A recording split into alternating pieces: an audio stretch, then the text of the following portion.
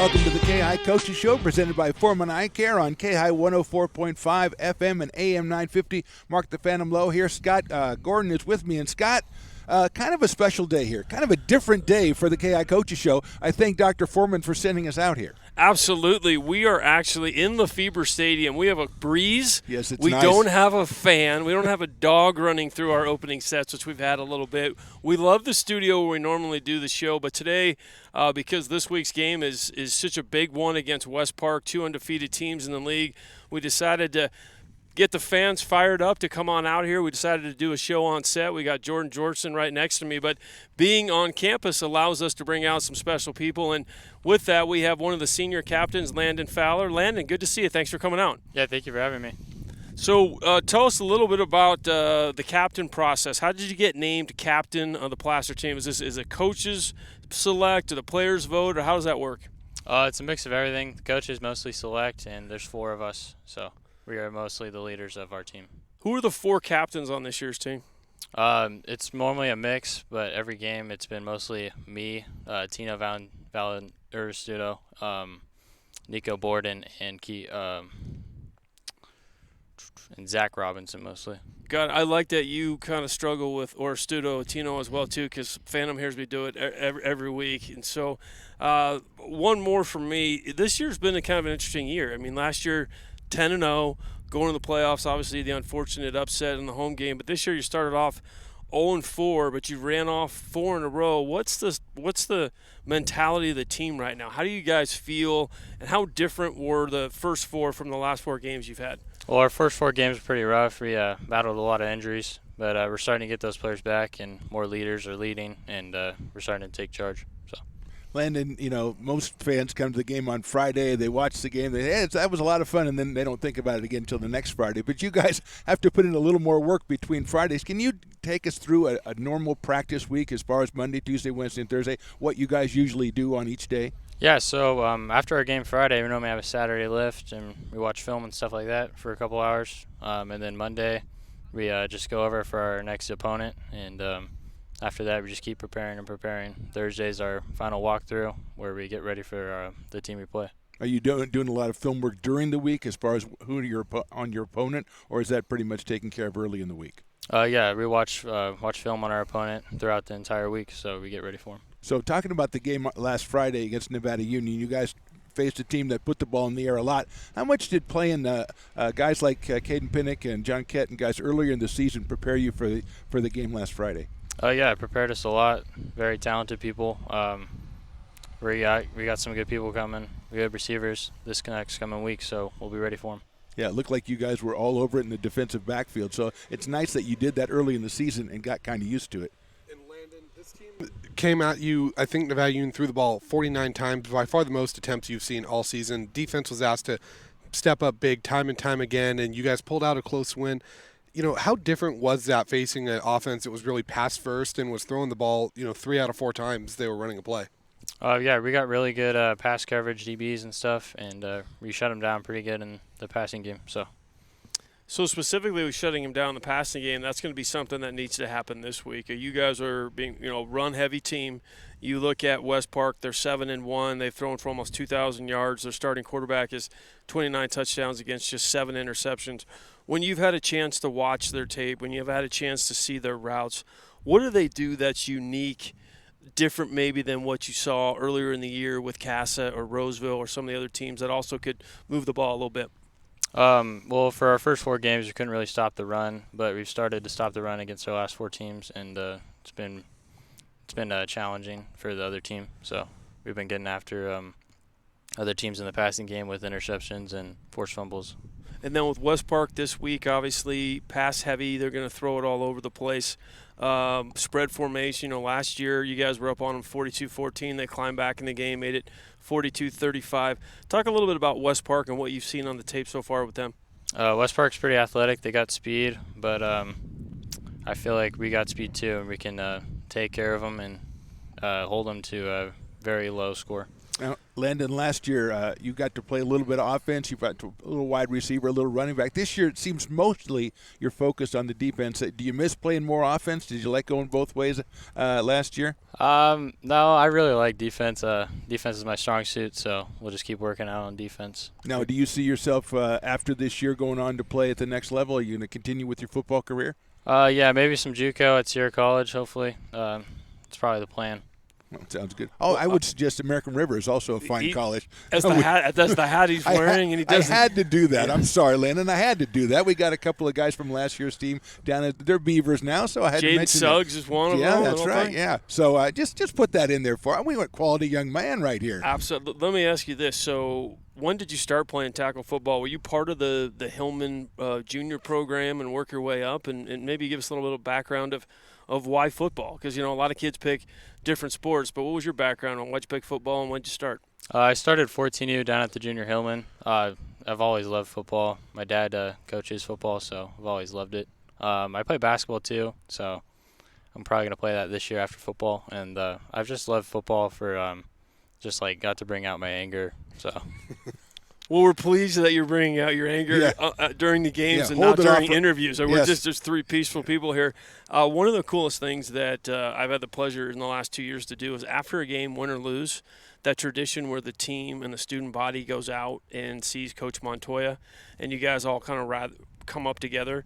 We go to a lot of schools, and Jordan covers a lot of different, the whole area. Can you walk with me through that tradition and what that means and what goes on in that huddle and kind of how special that is? Well, the tradition at the school is just very rich. If win or lose, our school surrounds us and makes sure that we're good and get ready for the next week, and that means a lot for us players. Just gets us in a better mood. So. And Landon, I know that speaking of tradition at this school, this is a team right now that's chasing its 10th league title in 11 years. Knowing that that's been the tradition, almost the gold standard here, what does that kind of do for this team as you guys prepare for this game against West Park that should decide the league title? Does that give a little bit of pressure for you guys or a little bit of maybe extra motivation to, hey, let's get this done, let's be another team that hangs a banner in that gym? Well, our first 4 games were full of pressure. We handled it okay, but we did not come out on top, and I feel like that sets us up for this game. So we'll be ready to go, and it motivates us, of course, to hang the 10th banner in the gym. So 10th banner in the gym, that'd be pretty special. Obviously, the defensive coordinator is Eric Rodardi, outstanding coach. He's been here 16 years with Coach Montoya. Give me the personality differences between the head coach who calls the plays on offense and the defensive coordinator who calls. What are they like? What are they different? Talk to me a little bit about them. I like Coach Rodardi. I'm his TA, actually, so I hang out with him all day long. That shocks me, by the way. Watch what you say. Watch what you say. Yeah, it's pretty fun. Just do stuff for him all the time, and the difference between them two is there's really no difference. They're always on the same page, and they're always trying to help us win the next game. So. Well, as long as we're getting personal, let's ask one other question. When you guys are, when you're in the locker room, maybe everything's quiet, or when you're on one of those long bus rides and things are quiet, who's the guy or the one or two guys on the team that kind of break the ice, that kind of make it fun for everybody, that's kind of the rallying guys? Well, on the way to the games, there's not really any words said. Maybe going over assignments and stuff like that. But on the way back, it's full of joy. It's pretty fun if we win, when we win, actually. So. Anybody that's the spearhead of that? Anybody that's kind of the leader of that? Kind of the funny guy? Probably Dash Tebbs, mostly one of them. He's very funny, and he knows when to be funny and when not to be. That's a gift right there. That is a gift, and I haven't figured it out yet. So, Rio Linda, you guys warm up about 2 zip codes away from the stadium. You got to walk me through. We don't know if the game's at 7 or at 7:30, so we're ready to go at 7. You guys, have you ever had the experience where you needed almost a school crossing guard to get you from your warm-up area over to the field? Wasn't that kind of a unique situation? Yeah, it was really unique. We've never done that before. It was actually pretty cool. We got to run across the sidewalk and hopefully just get there before the game started. So we were warmed up and ready to go for it. Oh, that's awesome. Landon Fowler, thank you so much for joining us on the K-High Coaches Show. We're out here at practice, and we got one of the captains. I feel pretty privileged to get one of the guys over here, and we've been watching you all season. Fantastic job this year, and we wish you best of luck in the future. Thank you. Thanks for coming, Landon. Landon Fowler from the Placer Hillman. We'll take a short break here and come back on the K-High Coaches Show, FM 104.5, AM 950, your voice of the foothills. Have questions about your vision? Aren't seeing things as clearly as you were before? For all your eye care needs, look at Foreman Eye Care. Dr. Dan Foreman is a board-certified cataract and refractive surgeon and has been in practice for over 25 years. You can find him online at foremaneyecare.com or call the office at 530-885-3767. Foreman Eye Care, proud sponsor of Placer football. It was great meeting and getting to know Landon Fowler here on the K-High Coaches Show. And, Scott, I know that last week you were out of the state. We're not going to mention why you were out of the state, but you're out of the state. So Mr. Georgeson over here from Go Country Media stepped into your spot. I'm not going to say he did a great job. I mean, I don't want to inflate the guy's ego, but he was pretty good out there as we saw the Hillman take on Nevada Union. I did listen to the game from my undisclosed location, my UDL. Yes. And you both sounded great. It was a great game. It was a great game. And, Jordan, I think we both came to the same opinion afterward, is the fact that we were both very impressed with Nevada Union.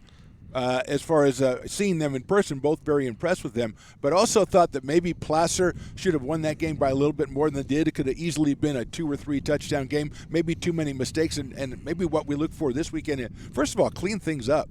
Yeah, definitely, and I think one Nevada Union fan summed it up the best after the game. He said, I've never seen a game that Placer dominated so much be so close at the end of the game. It was a very strange game. You know, we talked about how weird things happen up at Nevada Union. Some call it minor magic. Maybe Placer fans call it a little Friday the 13th bad luck. But a strange game. But what's most important with that game, yes, Placer needs to clean things up. But if you look at their last couple wins, 64-14, I want to say 42-14, 42-7, that was 35-28, and every close game Placer's been in thus far, they've lost, and that was a game that not only did Placer prove they can win close games if they're in it, which they're going to need to do if they want to win this week, but they proved that they can win an ugly game and win a slugfest and a dogfight. Even though it was a game that necessarily didn't need to be it, I still think they proved something, showing that, hey, we can still play bad games and find ways to win. Yeah, and we talked about the fact that Nevada Union put the ball up almost 50 times, and we talked with Landon about it just a little bit, but what was weird is that they had a couple of scoring plays, and it looked like Placer had the plays all figured out, had the receiver covered, and just didn't make the play at the point of contact. And I'm wondering if that makes them feel better or worse about what they did. I think it makes you feel worse about better about what they did, because if you think about it, I know this sounds so cliche, but there's some times where teams make plays where you're like, okay, well, there's no way they're going to do that twice. There's no way that's going to happen to us. Absolutely. Again, I mean, we saw, the first touchdown of the game, Fowler had to jump on the ball, and it just seemingly found a hole so perfect that it hits NU's receiver. And same thing on that 4th down touchdown, where those two plays go different, and Placer's leading that game 21-7 going into half. Maybe even crazier. It could have been 28-0 if, the ball doesn't go on the turf and we get that 85-yard scooping score. So it is one of those weird things where Nevada Union, it felt like, got all those lucky bounces go their way to where it's 21-20 at half, but it could have easily been a 28-0 game at halftime, and we're looking at backups playing the majority of the second half. And I know I saw your game story the next day, and Baylor Kelly and Sean Jones both ran fantastic. Baylor with another 4 touchdowns, but I didn't realize they combined for almost 400 yards on the ground. Yeah, it felt like all their carries, it felt like they had a few big ones. I know Sean Jones opened with that 17-yard gain. He had a 55-yard gain too, and then Baylor had a 26-yard touchdown. He had a few, 15, 20-yard runs, but it felt like the majority of their runs were for single digits, but they were on the high end of the single digits. They were 7, 8, 9, 10 yards, and I started tallying up some of the yards, and lo and behold, Sean Jones at 180 yards, Baylor's at over 200, and I was like, where did that come from? Right, in a game that Ryan Miller maybe wasn't as sharp as he's been in a couple of games previous to that, so it was nice to have that ground game going again for the Hillman. So, Scott, you left us alone. We did the best we could. We brought home a W. It wasn't perfect. You did. Although, because you were 0-1 the first time. Yeah. Just when you left. Or were you 0-1? It's hard to say. Yeah. But the thing that you missed, and I know you love this, and Jordan and I talked about it on the broadcast, what a great environment. I know you love the atmospheres and stuff, and you love the guys with the burgers on the grill, but Nevada Union, a fantastic place. And, Jordan, you've talked about it a couple times on the broadcast. Just a great place to watch a game and, I guess, to play a game as well. Well, we are lucky with the FVL. The Ponderosa Stadium is awesome. Lefebvre Stadium is awesome. There's nothing like Friday Night Lights, and you have a great environment up there in Grass Valley and Nevada Union, who I think will be, finish third the way they're playing, and they made the playoffs last year and did a good job against Placer last year. But I think Jordan touched on something that's extremely important, and that is if you look at the first 3 weeks of the season, a loss to Casa 21-7, a loss to Roseville 41-34, a loss to Del Oro 34-20. This was the first game where the issue was really in doubt, and it was a back-and-forth game. And Coach Montoya last week on our show said, we need to find out when we punch, if somebody punches back, how we do. And they punch back, and they punch back. And now when they punch back, you better be sharper or else you could lose a game. Well, it looks like, we're here at Lefevre Stadium, and we've got coaches and special guests coming all over the place, so we're going to have to cut short this to get ready for our next guest. We got a special guest coming up right after this on the K-High Coaches Show, presented by Foreman Eye Care, K-High 104.5 FM, AM 950. We are your voice of the foothills. Have questions about your vision? Aren't seeing things as clearly as you were before? For all your eye care needs, look at Foreman Eye Care. Dr. Dan Foreman is a board-certified cataract and refractive surgeon and has been in practice for over 25 years. You can find him online at foremaneyecare.com or call the office at 530-885-3767. Foreman Eye Care, proud sponsor of Placer football. Welcome back to the K-High Coaches Show, presented by Foreman Eye Care, K-High 104.5 FM, AM 950, your voice of the foothills. We are out here at Lefevre Stadium doing a special edition of the K-High Coaches Show. And, Scott, I don't know what the rules are. I know you have to bring on the head coach. Do you also bring on the defensive coordinator? That is subset B of my contract as Go well, ahead, too. sir. So in his, I believe, 17th year at the school as the defensive coordinator working with Coach Joey Montoya, we have the pleasure to have the defensive coordinator, Eric Rodardi. Coach, thanks for coming on. Yeah, thanks for having me. Appreciate it. I know we had you last year, and I had to get a chance to meet you and your wife at the preseason football kickoff and whatnot, but kind of a strange year. Last year you had the 10 wins, went into the playoff. This year you start off, what a monstrous schedule you went head-to-head against, and unfortunately start off 0-4. You have the bye, and now you've run off 4 in a row. Just from a coaching perspective, take us through the two different parts of the season, if you will. Yeah, absolutely. Well, we're not afraid of scheduling up tough opponents in the preseason, and the main reason is for what's happening right now, which is learn, find out the mistakes you're making, where people need to be, place them correctly. So, we were right in those games. Felt like we were competitive, and a couple things happened differently. I think we had a shot at winning them, but I think we've learned a lot from it and have been able to, create some momentum moving forward into the league season. We say this every year. The preseason is meant to prepare us for things to come, and it's not just our league schedule, which obviously we have a big one coming up this week, but it's also to get us ready for the playoffs down the road. So, it's unfortunate. We didn't want to go 0-4 by any means, and we didn't see that coming, but we're a young team, and so we had a big learning curve, and I think we can see that a lot of the mistakes have been worked out, and we're starting to play better. We're tackling better. Starting to mesh a little bit better on offense, and so all in all, if things happen the way we'd like them to down the road, then it was a successful preseason. That's awesome. Well, you touch on it a tad there. Young team is an understatement in terms of, you graduated Josh Maxwell, arguably one of the best players in the league last year, Colin Bray on the defensive side. So you have a whole new linebacking crew, but Daniel Maldonado, Parker Kelly, you got J.J. Willis in there now, and then you've got, we always call them the 70s, Ivan De Silva, Nico Borden. Why don't you talk about, that is not an easy thing to do, basically, to have most of your pass rush and your linebacking core all go. What was that project like for you? That's a big project. That's our box right there, and that's obviously important to being successful on defense. So, we always call it a process. It truly starts in January in the weight room, but in the spring we start hitting the field and doing those things, and we knew we were going to have an all-new linebacking core and really, unfortunately, all new up front because we did have one kid coming back, but decided not to play. So it's just hitting fundamentals and understanding that what we do is a process, and it may not look great or exactly the way we want it in Game 2, but the goal is Game 6 and beyond for it to start looking the way we want to. And, I'm happy with the way the guys are progressing, like I said earlier. So, it is a challenge, though, and we knew it. We knew that was coming, and we knew there was going to be some growing pains early in the season. We ask our kids to do a lot mentally as well as the fundamentals to prepare for the teams that we play. So we knew there'd be some mental errors here and there, but the way we're playing right now. And we actually did.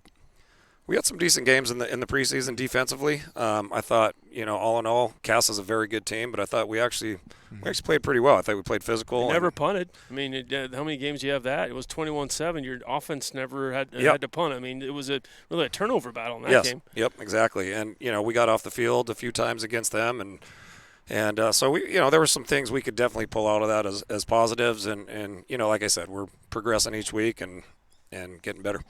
Well, first of all, Coach, and Scott too, how come I never heard about this preseason party that you guys all got together at? Uh-oh. I mean, you're talking about hanging out with each other, and so I didn't get any invites, and I'm part of the team, right? Well, the next segment will be with Coach Montoya. We'll let you bring that up with him. Yeah, okay. I was the one that got it. It's above my pay grade. All right, we'll speak about that. Coach, I want to go back to the very basics because we talked to so many coaches, and some of them are the head coach and the offensive coordinator, some are the defensive coordinator. You're the defensive coordinator. What does that really entail? Are you designing the defenses, as far as that's concerned? So tell me what the defensive coordinator is doing. I mean, we decide what defense we want to base out of, and so that decision happened back in 2015 when we changed defenses. So basically, it's been and then it's kind of a work in progress from there, and you have your base structure that you do things out of. But we have a great staff, so we communicate quite a bit with what adjustments or things we want to do, whether it's year to year or even within the same year, and it's based on personnel as well. But the decision is, how do we like to line up the best against what we're about to face? Yeah, exactly. What other calls do we want to make, and those types of things. So, and then it's calling those things at the right times, or at least hoping to call. So them at the whatever right time. changes you might be looking at, if say a West Park, you might be doing some tweaks here and there as far as the way you're attacking that, or are you guys basically in the same all the time? We have our base structure that is something that our kids can always fall back on and things they've learned from day one. But then we have our wrinkles that we want to present each week based on the things that we're seeing on film. We talked about this a little bit earlier in the show as far as last week against Nevada Union. And you guys, your defensive backs, I think, have played great all season long. And they were in position to make a couple of the big plays last game. They're in position to knock them down, right? And they didn't make it. So we were talking about this earlier. Does that make you feel better that they were in the position to make the play and didn't make the play? Or does that make you feel worse as a defensive coordinator? Because what you told them to do was exactly right. They just kind of didn't do it. Well, first I'll say they were great catches. So I got to give credit to especially the receiver. One in the corner. That was a fantastic on the one-handed grab catch. with Baylor coming, and that was the fact that he popped it up and finished. But I'm honestly, I'm a little upset that we were right there and we didn't finish.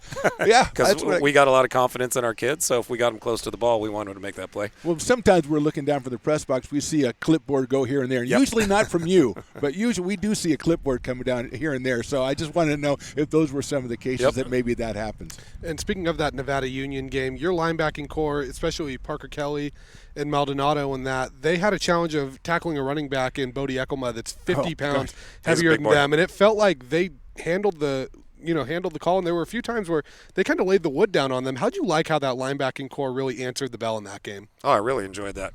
But they all play great. Obviously, we didn't have JJ in the last game, but consistently through the season, Parker's been a phenomenal tackler for us, and don't be fooled by his size. He is extremely physical. No, we I are know nobody is. We've actually said many times on the broadcast, don't measure him by the size, measure him by the size of his heart because of the way he goes after it. Oh, absolutely. I mean, he's got phenomenal technique and just natural instincts and ability to make tackles, and he generally, if he's got you in his sights, it's a done deal.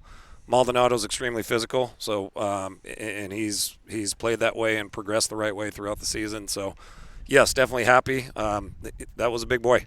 So that was a big task for those guys, and I thought they did a great job. So with the evolution of Sean Jones coming back and getting healthy and some players that are able to play on both sides of the ball, it really seems like Parker being able to play just defense and Sean being able to play offense has probably allowed you guys to build depth as opposed to you go back to the Vista Del Lago game, it was really the Kelly brothers and a mash unit.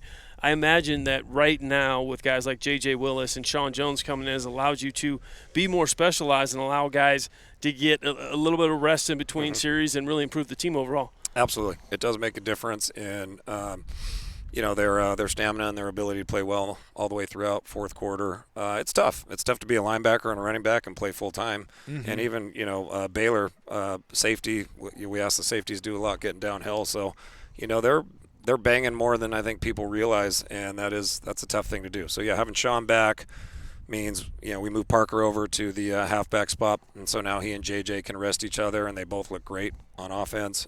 And obviously we need them full time on defense, but they're able to get a little bit of rest, and so it takes away the fatigue factor. Well, last question from me. You've been working with Coach Montoya for a long time. You've obviously been in the section, probably had other opportunities. What is it about your relationship with Coach Montoya and the way you guys have worked together? Obviously, you've won a section championship, won the league many times, but just your working relationship together. Yeah, it's been great. He and I go back probably farther than most people know. We grew up together. Both of our dads coached here at Placer together back in the late 70s legacy and thing, 80s. Yeah. And so it started then. We were on the field together. We used to hang out as, family parties and things like that. And then as we went through our careers, I went down to San Diego, but I ended up playing for a great program and another wing T coach.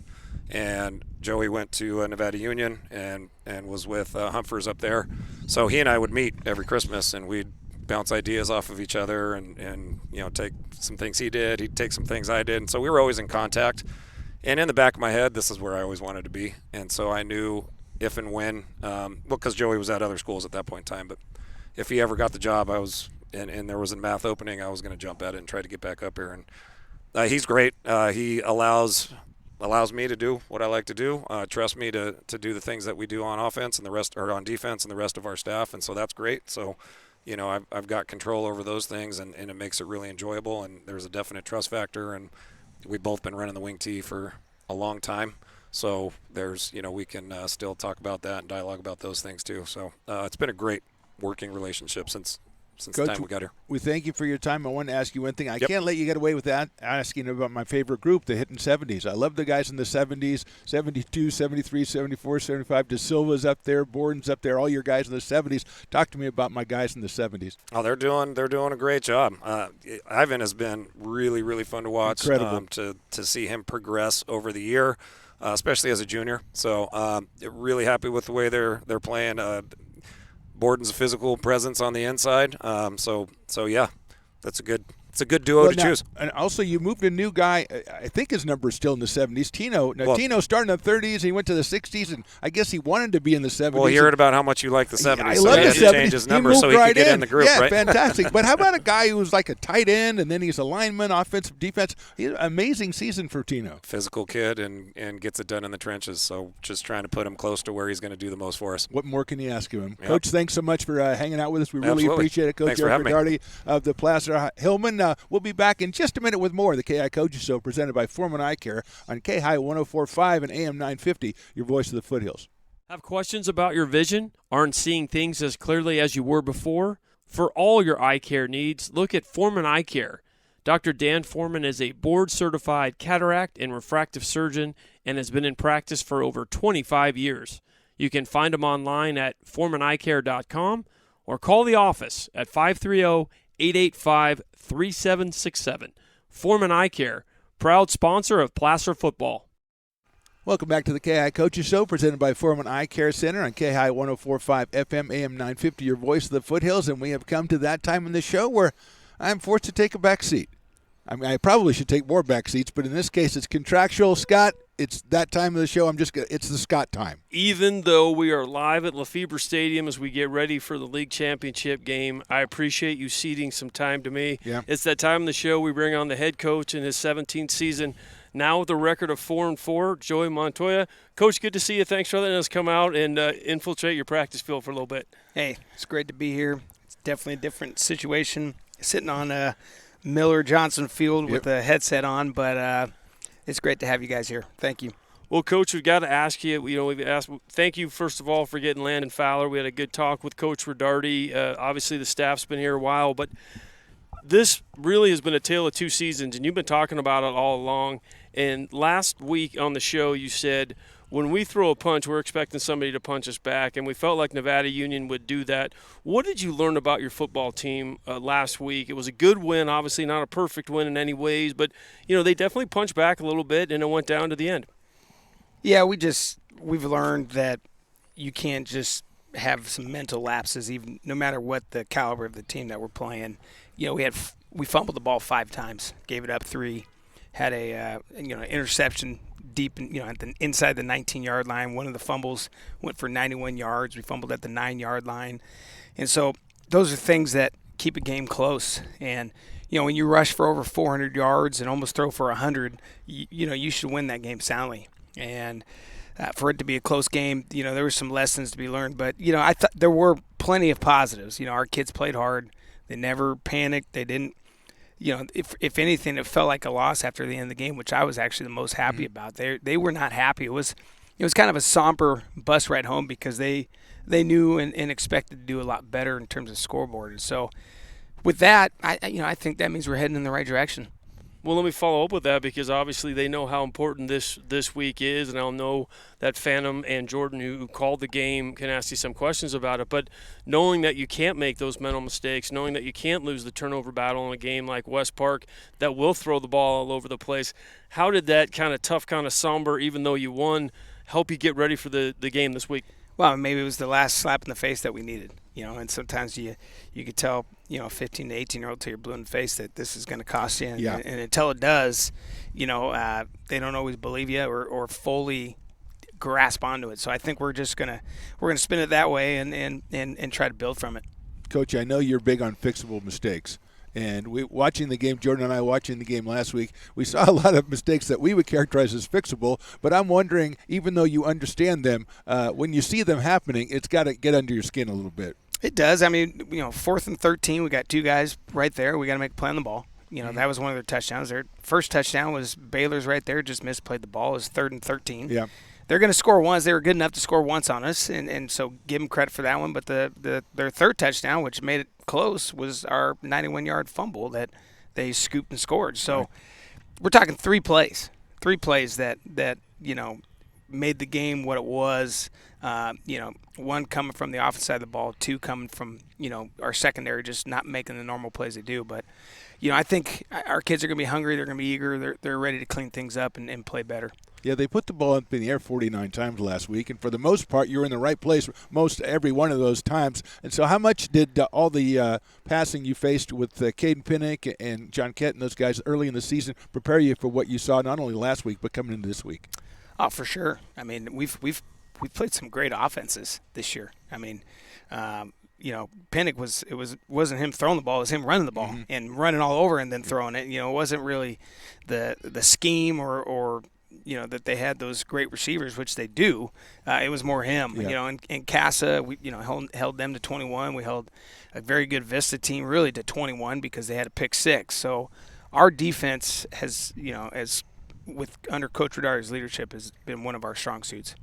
And Coach, up until last week, I felt like the losses were a lot of close games, Casa, Roseville, Del Oro, and then the wins were blowouts. But even though some of the wounds were maybe self-inflicted last week, the team being able to find a way to win a close game, is that kind of a silver lining of, hey, when you guys are tested and when you do need to put a game away, you can find a way to do it? 100%. And, our defense had to make plays. We drove the ball down, gave it up on downs. We dropped the ball, and then defense held strong.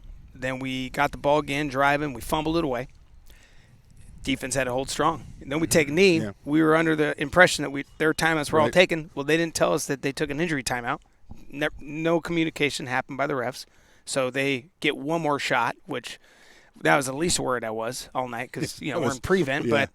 But still, our defense, when it was time to step up and get it done, they did. And, I'd be lying to say if I wasn't more conservative on purpose, just keeping some things in your back pocket, with what's coming up with West Park, just because I felt like we could win doing what we were doing, and it turns out we did. Well, the one other thing I wanted to say before we get back to you, Scott, is we talked about putting it up in the air 49 times, and if I remember correctly, you put up the ball in the air 49 times against a high school team, you're going to get some pass interference, and we didn't get any of that. You guys, the defensive backs, played it so well as far as covering, and they tried to go deep a bunch of times on you and really weren't successful. So overall, I think the defensive backfield played a fantastic game last week.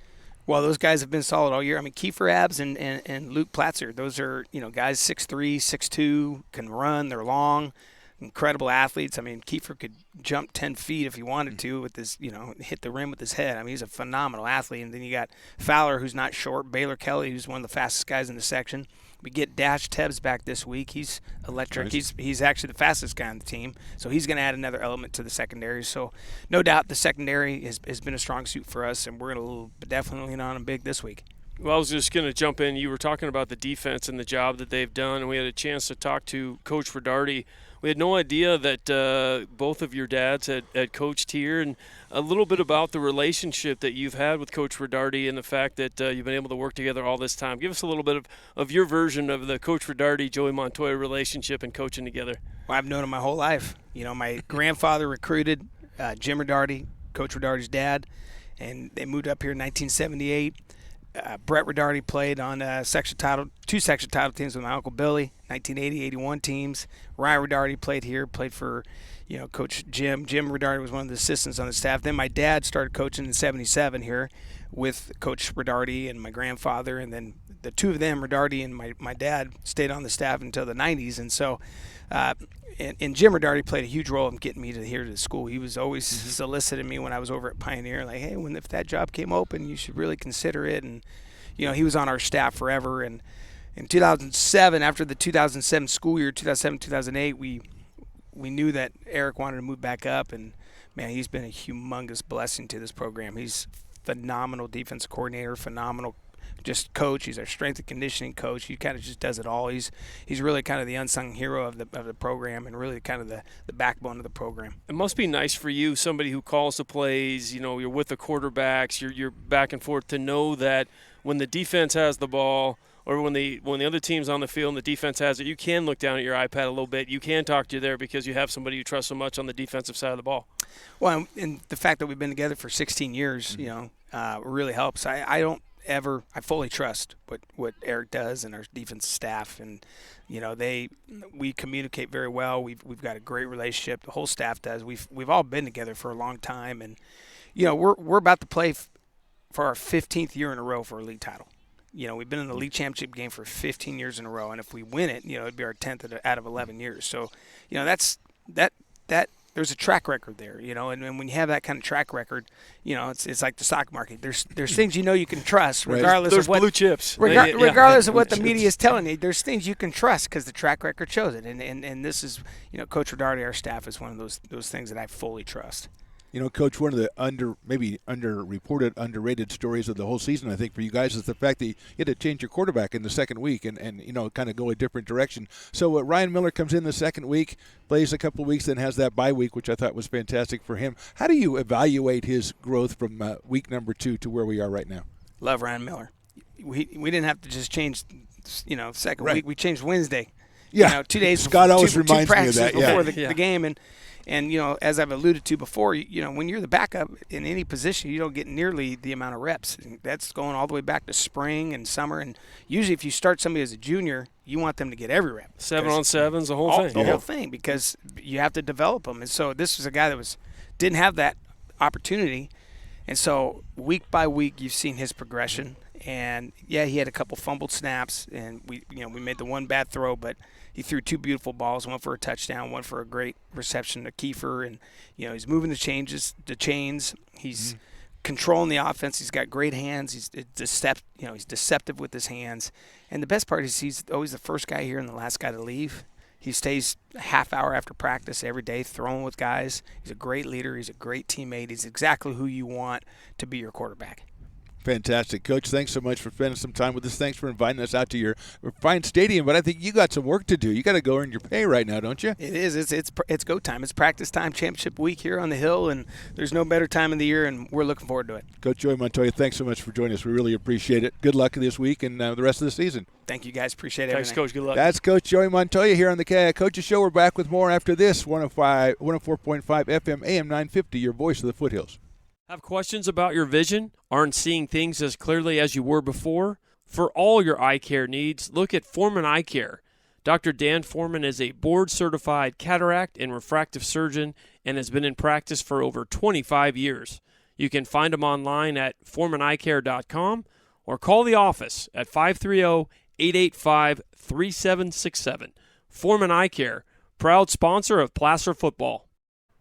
Welcome back to the K-High Coaches Show, presented by Foreman Eye Care on K-High 104.5 FM and AM 950, your voice of the foothills. And our thanks to Coach Montoya for stopping by. It's been a special day, guys, being out here at Lefevre Stadium, and we got practice going on behind us, and now it's time for us to look at it. We got Friday night, West Park comes to town, takes on our Placer Hillman at 7:30 is the kickoff right here on K-High, and it's about time for us to try to preview that game. I think, Scott, let's be nice hosts. Let's let Jordan Georgeson, our buddy from the Gold Country Media, our guy, our panelist, let him kick it off. Go for it. Well, I guess this just shows that all my blackmail is paying off right now. It really is. This one is going to be for all the marbles. I think, in a way, we all kind of knew it was going to come down to this. You don't ever want to, look too far ahead, but felt like the stars were aligning that it was going to be Placer West Park once again. It's going to be an awesome environment here. Both previous games between these two have been great games. I'm really looking forward to it, and we'll see who comes away with the league title. Yeah, Scott, we had, you weren't here that game, but when Del Oro came here and played, we had to put extra bleachers and everything. Yep. I'm looking for something like that this week. And we've talked about all the other schools. It's a lot of fun to visit the other schools and everything. We've all talked about that all season long. I think it's time to be fun to visit Placer. I think it's time to get the Hillman out here, the crowd out here behind the Hillman as they take on West Park. And like you say, Jordan, it's basically the league title. So, and basically not only that, but seeding when it comes to the playoffs, and that's kind of the cherry on top, if you will, but that's as important as well. So there's a lot at stake in this game, and I'm looking for it to be an incredible environment out here on Friday night. I think it's going to be a great environment, and I think the fact that, we just heard that Dash Tebbs will be back, and we also heard from Landon that he's kind of the funny guy on the team and whatnot.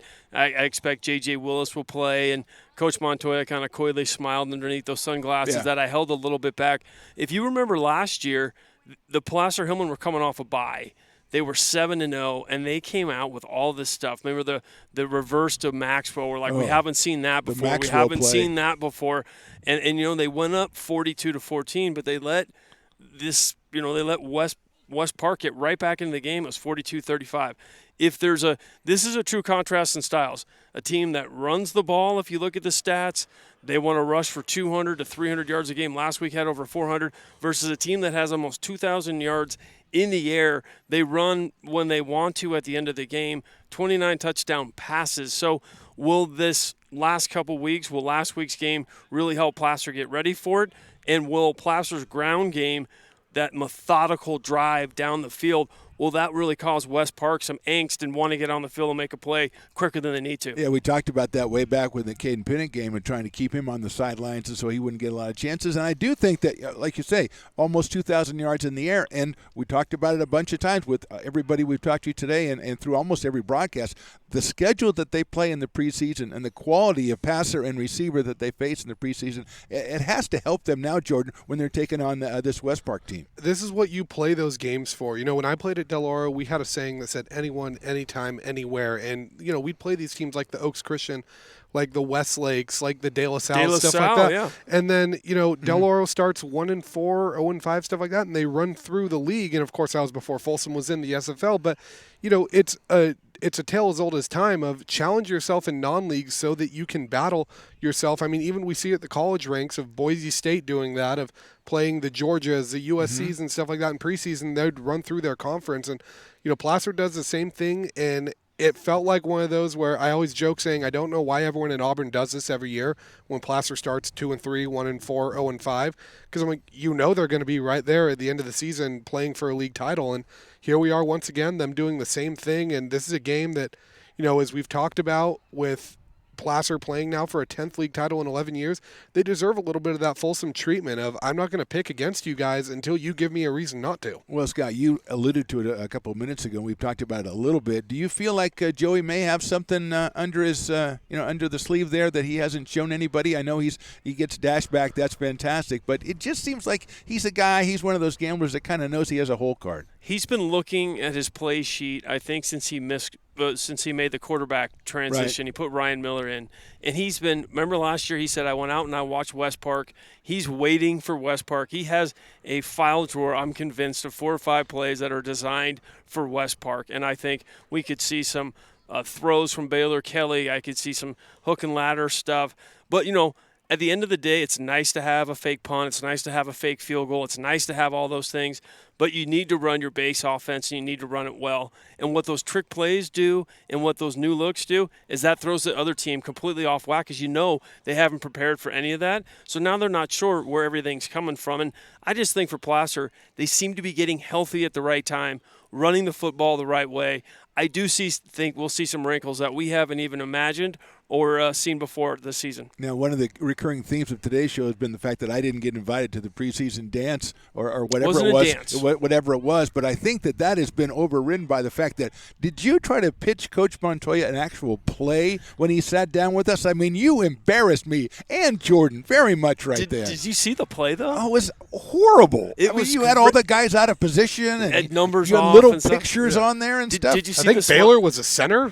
Yeah, we had Tino throwing it and the Wildcat. I know, it's a surprising play, yes. But you know what I love about Coach is he looked and he just said, definitely gets the juices flowing. It's basically like, never, ever show me another play again. Like, we might be friends, but don't show me anything. In other words, get out of here. Jordan, you did a great job filling in for Scott last week, but we're going to put you on the spot here because we know you do your weekly column. You pick the winners of the games in the area. The big game in the area obviously is going to be here on Friday. So give us a little advance notice. Let us know what Jordan's going to be saying in the papers. You know, my big message with this is don't overthink this one. Placer has won 10 of the last 11 league titles. They've beaten West Park both times these two schools have played. We had that playoff game that was a close first half, and I think Placer won 63-24, something like that. And then last year, again, Placer was up big. West Park clawed back, but don't overthink it. Pick the steady hand. It's, it's like the Green Bay Packers, the Patriots every year of, hey, is this the team that dethrones them?